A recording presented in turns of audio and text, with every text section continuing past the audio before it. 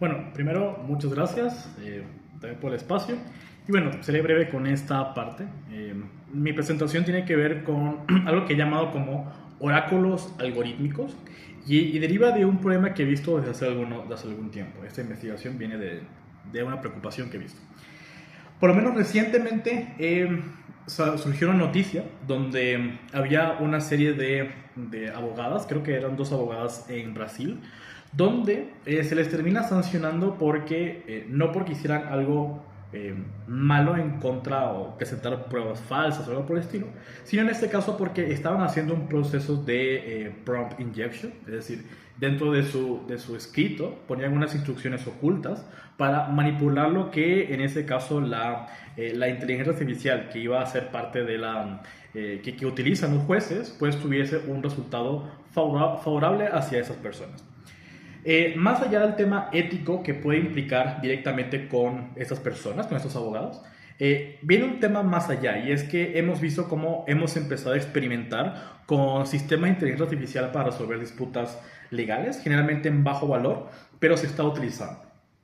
Paralelamente, en hospitales en todo el mundo, estamos empezando también a delegar diagnósticos en algoritmos de visión computacional. Y también millones de personas consultan a los sistemas de IA antes de tomar decisiones que antes se reservaban para un médico, para un abogado, para un amigo, para un psicólogo, para un sacerdote o para un experto en general. Entonces, esto lo que me lleva es a la pregunta, perdón, de esta investigación que está en curso, que tiene que ver con qué sucede con la autoridad epistémica cuando la confianza se termina desplazando de los sistemas, o se termina desplazando hacia los sistemas que predicen, pero que al mismo tiempo no comprenden, que responden sin saber y que terminan orientando sin deliberar. De aquí parte una hipótesis preliminar que es este desplazamiento va mucho más allá de lo cognitivo. Realmente es un desplazamiento que es estructuralmente análogo a lo que las sociedades han llamado como religión en otros tiempos. Y de esto he planteado como tres argumentos iniciales, que tienen que ver, uno, con cómo la inteligencia artificial ha construido una forma de autoridad epistémica, en este caso fundada en la predicción, antes que en la comprensión, y esto pues lleva a una reconfiguración social de la verdad. El segundo argumento tiene que ver con cómo esta autoridad termina cumpliendo funciones estructuralmente análogas a las de religiones. Y en tercero, cómo al momento en que se cumple esta autoridad de funciones religiosas, se termina reconfigurando la comprensión del sujeto humano, pues en este caso debilitando la dimensión deliberativa que se tiene normalmente de la libertad y que termina sustituyendo la noción de verdad, llevándose hacia algo que es puramente inmanente o estadístico. Ahora, antes de pasar con esos argumentos, quería hacer como un paréntesis súper breve. Y es que en este caso no afirmo en ningún punto que la inteligencia artificial sea en sentido estricto tal cual como una religión. Lo que estoy afirmando en este caso, o lo que vamos a ver, es que termina adoptando funciones simbólicas que terminan siendo análogas a lo que tradicionalmente se entiende por instancias religiosas o por lo menos lo que se veía también como religión civil. Pero no es que sea realmente o técnicamente, estrictamente, una religión, como por lo menos como lo entendemos hoy. Entonces hay que hacer esa salvedad primero. Ahora, vamos directamente con el primer argumento. Aquí viene primero, para 1980 más o menos, John Searle publicó uno de los experimentos mentales más importantes que tienen que ver con inteligencia artificial, que es el del cuarto chino. Es decir, un operador dentro de una habitación manipula símbolos siguiendo unas reglas formales y produce respuestas en otro idioma, que en este caso es chino, sin entender una sola palabra de lo que está haciendo. Y la conclusión de Searle es básicamente que la sintaxis no genera semántica. Es decir, que la manipulación de los símbolos, por muy sofisticada que sea, no produce una comprensión. Esto lo entendemos mejor si entendemos qué es esta sintaxis y esta comprensión. Básicamente la sintaxis es la estructura formal de los símbolos, es decir, sus reglas de combinación, de transformación, de manipulación, y termina siendo independiente de lo que significan esos símbolos.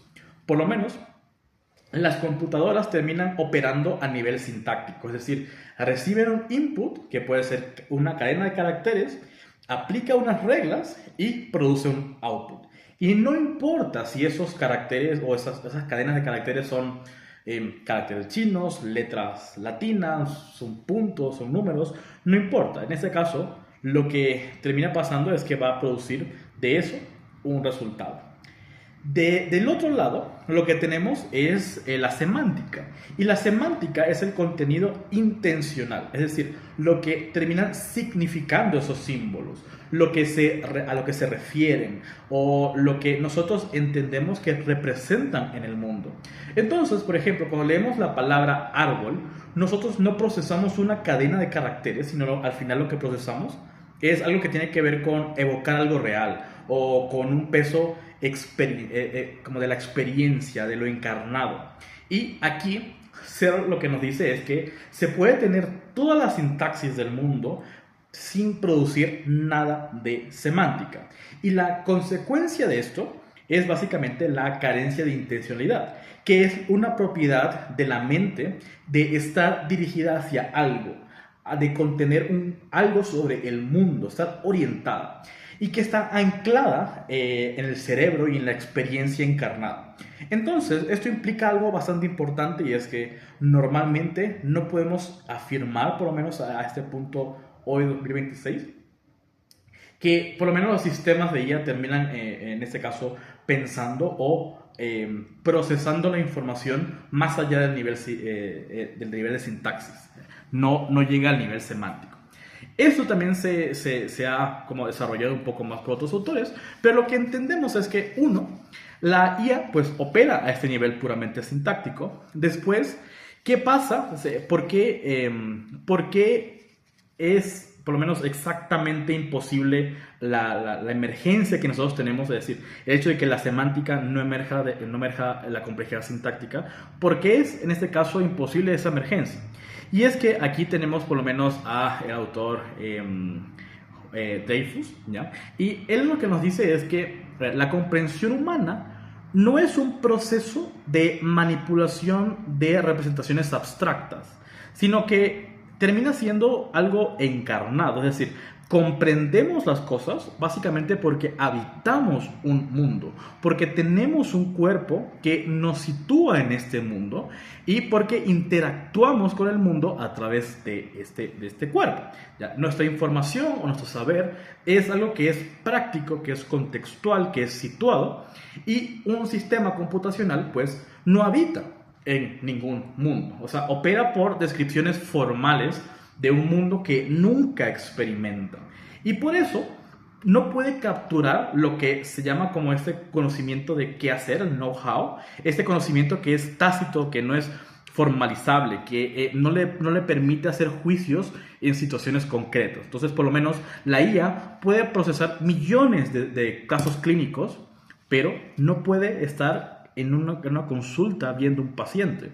O puede procesar toda la jurisprudencia del mundo, pero no puede pensar en las características o en la singularidad de un solo caso, porque no puede experimentar lo que es ver a una persona sufriendo, una persona llorando, una persona con felicidad, una persona con tristeza, etc. Y de ahí el problema es qué hacemos nosotros con eso. Y aquí viene lo que dice O'Neill. Y en este caso hay una confianza que es racional, y la confianza racional, según O'Neill, exige tres condiciones. Uno, que la gente en quien confía sea competente. Dos, que sea honesto. Y tres, que sea responsable.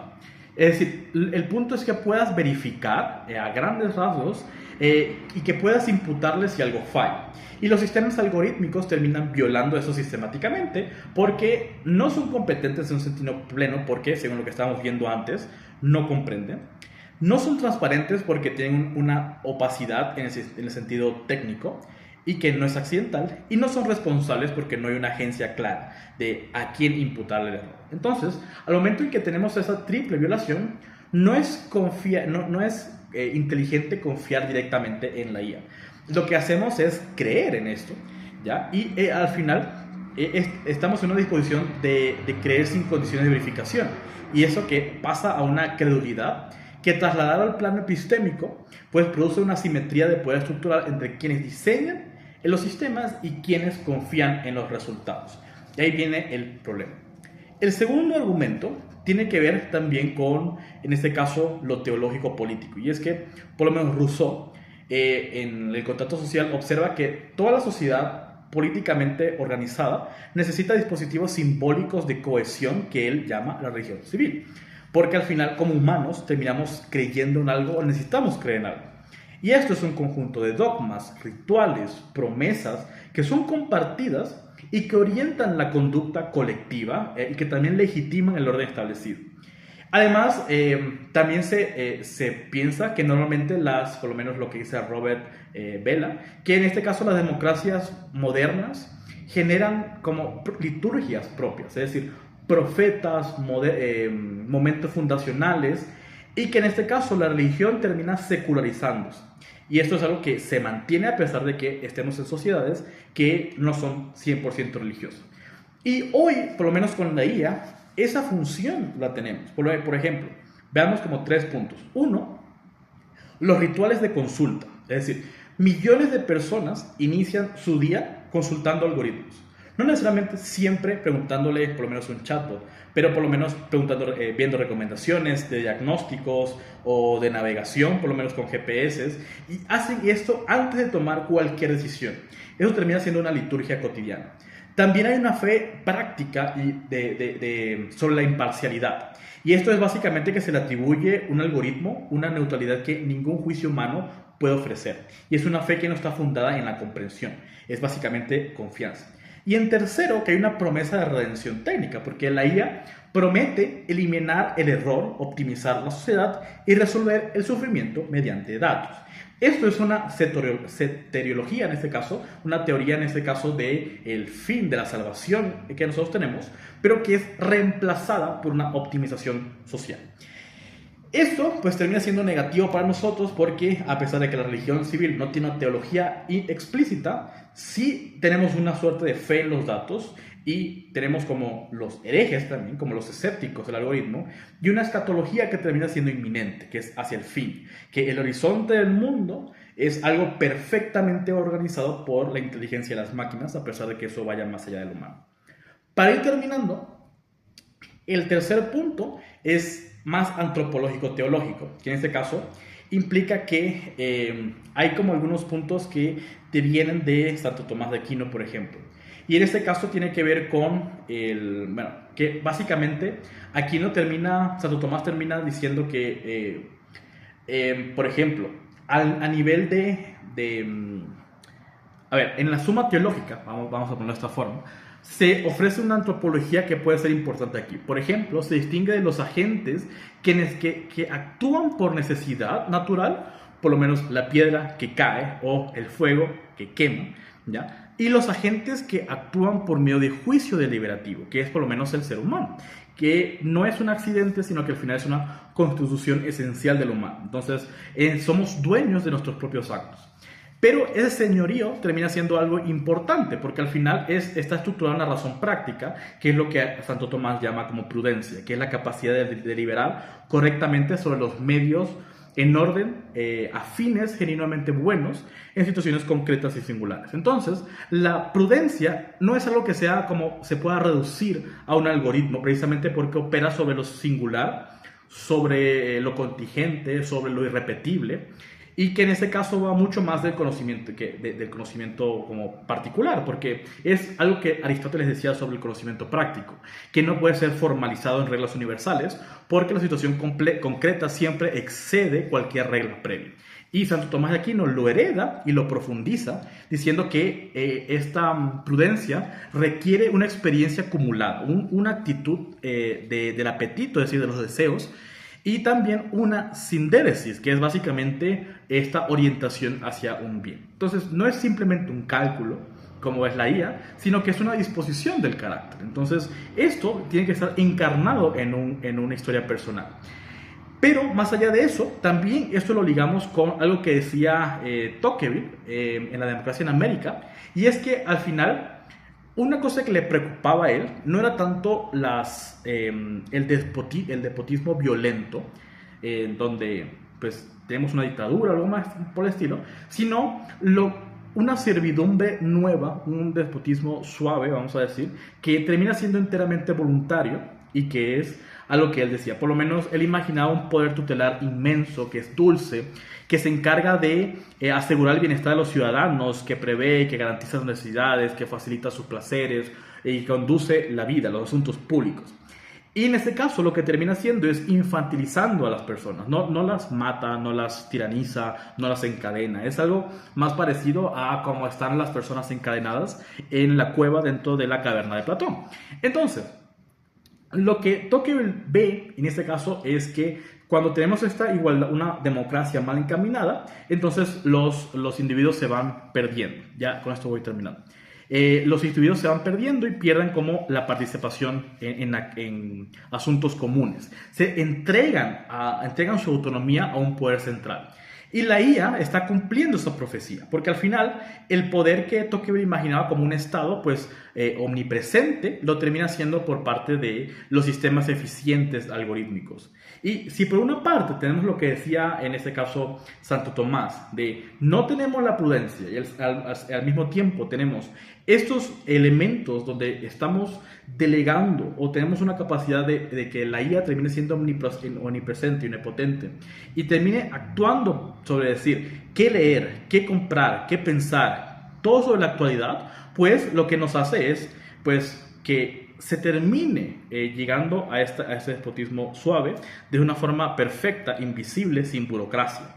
Y eso termina siendo algo bastante malo. Entonces, aquí hay como... se han argumentado tres cosas. Primero, que la autoridad algorítmica se funda en la predicción sin comprensión. Segundo, que en este caso esta autoridad cumple funciones que terminan siendo propias de una religión civil, por lo menos el hecho de ofrecer rituales, fe práctica, una soteriología secularizada. Y tercero, que al hacerlo configura el sujeto humano, que termina vaciando la deliberación y desplazando la providencia por la gobernanza. Entonces, esto nos lleva a una pregunta. ¿Desde qué comprensión el ser humano, o comprensión de la verdad, o del bien común, vamos a terminar orientando el poder técnico que ya está aquí? Algo que es clave. Y es que Rousseau terminó advirtiendo que una sociedad sin religión civil se termina desintegrando. Y que lo que nosotros, o lo que yo intento proponer aquí es que una sociedad cuya religión civil es tecnológica, pues no pasa eso de que se termina desintegrando, sino que al final se optimiza. Y esa optimización, pues, es lo que precisamente lo hace menos humana y lo hace más problemática. Los humanos no somos un cálculo, los humanos no somos procesos que pueden ser mejorados. La humanidad sí tiene elementos buenos, elementos malos, pero al final es caótica y ese caos no es necesariamente algo negativo. Es en muchos puntos como irracional, en muchos puntos ilógico, contradictorio, pero toda esa variedad de cosas buenas y malas nos hacen ser lo que somos. No es simplemente como algo que podamos llevar a que sea lo mejor posible. Entonces, con eso es algo que queremos orientar, o que la tecnología se oriente de esa forma, y es algo similar a lo que el Papa actualmente, el Papa León XIV, habla en la Magnificat Humanitas. Entonces, eso es lo que les quiero dejar para esta presentación, y espero que pues pueda abrir una nueva conversación sobre este tema y los problemas que puede tener al momento en que le tenemos como un oráculo. Sin más, muchas gracias.